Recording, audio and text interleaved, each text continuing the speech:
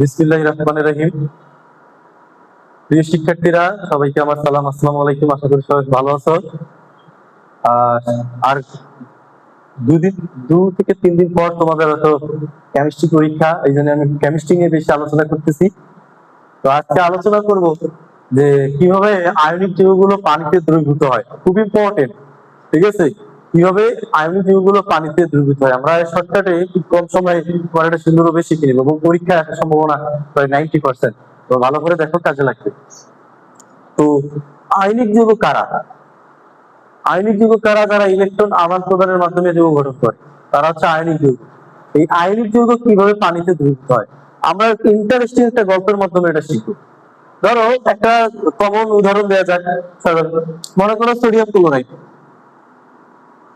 Sodium chloride কিন্তু একটা ionic যৌগ।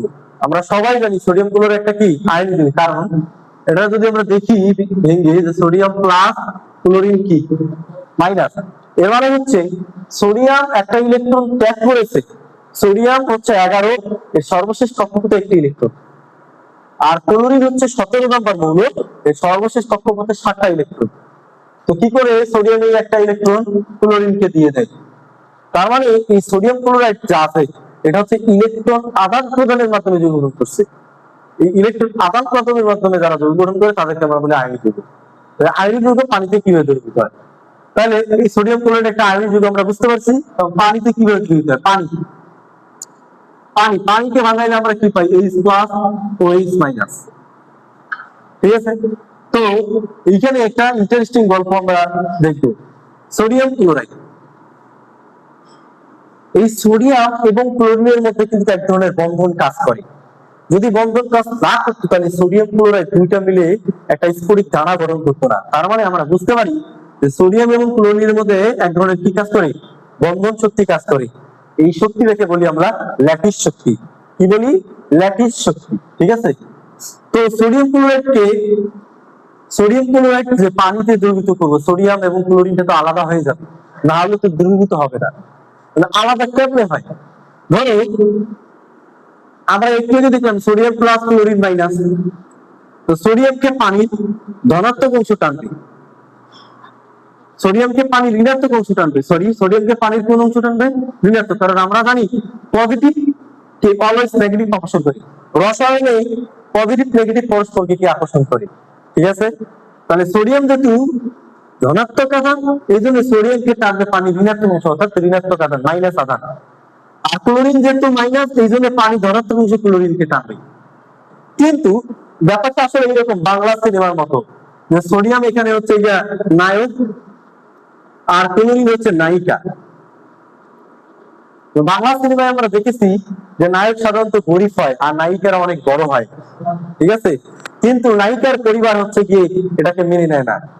নায়িকার পরিবার, নায়িকার আব্বা সবসময় একটু খাটাস টাইপের হয়, শয়তান টাইপের হয়, এই জন্য ছেলেকে মেনে নিতে চায় না। পরে কি করে? গুন্ডা পাড়ায় দেয়, গুন্ডা পাড়ায় দিয়ে দুজনকে আলাদা করতে চায়। তো নায়িকার বাবার গুন্ডা হচ্ছে এই দুইটা, আর নায়ক নায়িকা পরস্পরের হাত ধরে আছে। এখন নায়কের হাত ধরে টানতেছে এক ধরনের গুন্ডা, আর নায়িকার হাত ধরে টানছে আরেক গুন্ডা। তাহলে এই দিকে আবার নায়ক নায়িকা হাত এমন ভাবে ধরে আছে, গুন্ডারা সহজে নিয়ে যেতে পারতেছে না। তাহলে তোমরাই বলো যে নায়ক এবং নায়িকার হাত কখন আলাদা হবে? যখন দেখা যাবে দুই দিক থেকে তাদেরকে গুন্ডা যখন বেশি শক্তি দিয়ে টানবে, মানে ওদের শক্তির থেকে গুন্ডাদের শক্তি কি হবে? বেশি হবে। তখনই মূলত নায়ক এবং নায়িকার হাত কি হয়ে যাবে? আলাদা হয়ে যাবে, তাই কিনা? তো এই যে সোডিয়াম এবং ক্লোরিন, এইখানে যে বন্ধন প্লাস আগে দিকে যেটা আছে ওইস, তো এই যে বন্ধনটা তখনই ভেঙে যাবে, অর্থাৎ নায়ক এবং নায়িকার হাতটা তখনই বিচ্ছিন্ন হবে যখন আমাদের এই টান বলটা কি হবে? এই টানের শক্তি কি হবে? বেশি হবে। বুঝতে পারছো আশা করি? তো এই যে সোডিয়াম এবং ক্লোরিনের যে বন্ধন, এই বন্ধন থেকে বলছিলাম আমরা কি? ল্যাটিস শক্তি। কি বলি? ল্যাটিস শক্তি। মানে তারা নিজেরা যে বন্ধনের মাধ্যমে যুক্ত আছে, এটা কি বলে? কি ল্যাটিস শক্তি বা ল্যাটিস এনার্জি। আর এইদিকে সোডিয়ামকে যেহেতু পানির অংশ টানতেছে, হ্যাঁ, ক্লোরিনকে পানির অংশ টানতেছে, এই জন্য আমরা কি বলবো? Hydrolytic energy. কি বলবো? হাইড্রোলাইটিক এনার্জি বা হাইড্রোলাইটিক শক্তি। এটাকে আমরা বলবো কি? হাইড্রোলাইটিক কি শক্তি? হাইড্রোলাইটিক শক্তি। তো তোমরা বলো যে কম শক্তি গেলে বেশি হলে এই সোডিয়াম এবং ক্লোরিন আলাদা হয়ে যাবে। অবশ্যই এই ল্যাটিস শক্তি থেকে যখন আমাদের হাইড্রোলাইটিক শক্তিটা কি হয়ে যাবে, বেশি হয়ে যাবে, তখন একটা সময় পর দেখা যাবে যে সোডিয়ামকে OH টেনে নিয়ে গেছে, আর ক্লোরিনকে তোমার হচ্ছে কি OH টেনে নিয়ে গেছে। তার মানে তখন সোডিয়াম এবং ক্লোরিনের মধ্যে কোনো বন্ধন কাজ করবে না, কোনো শক্তি কাজ করবে না। ঠিক আছে, এইভাবে মূলত সোডিয়াম এবং ক্লোরিনকে পানির অণুগুলো কি করে আলাদা করে ফেলে, সোডিয়ামকে এবং ক্লোরিনকে কি করে ফেলে, আলাদা করে ফেলে। কিন্তু পরীক্ষার মধ্যে এটা আসে, তোমরা এভাবে লিখতে পারো এবং একটা চিত্রের মাধ্যমে এটা দেখাইতে হয়। তো পানিকে আর একভাবে লিখতে পারি আমরা, লিখতে পারি, এটা হচ্ছে কি যে পানি H2O, তো এটাকে লেখা যায় ভাবে OHH। তো পানি হচ্ছে কি আংশিক ঋণাত্মক আর হাইড্রোজেন হচ্ছে আংশিক ধনাত্মক। ঠিক আছে, এগুলা কেন আংশিক ধনাত্মক আংশিক ঋণাত্মক এগুলা বড় ক্লাসে উঠলে তোমরা জানতে পারবা। ঠিক আছে, তারপরে বলি এখানে অক্সিজেন এবং হাইড্রোজেনের মধ্যে সমুদ্রী বন্ধন কাজ করছে। পানির তড়িৎ ঋণাত্মকতা বেশি হওয়ার কারণে এই বন্ধনস্থ ইলেকট্রন অক্সিজেন কি করে নিজের দিকে টেনে নিয়ে যায়। এই জন্য অক্সিজেন হয় আংশিক ঋণাত্মক আর হাইড্রোজেন হয় আংশিক কি ধনাত্মক। যাই হোক, তো দেখা যাচ্ছে পানি ঋণাত্মক অংশ কাকে টানে, ক্লোরিন কি।